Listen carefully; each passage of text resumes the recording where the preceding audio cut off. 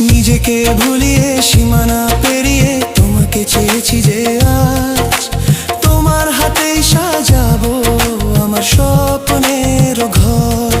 আমি তোমার প্রেমে পড়ে দুনিয়া ভুলে গেছি।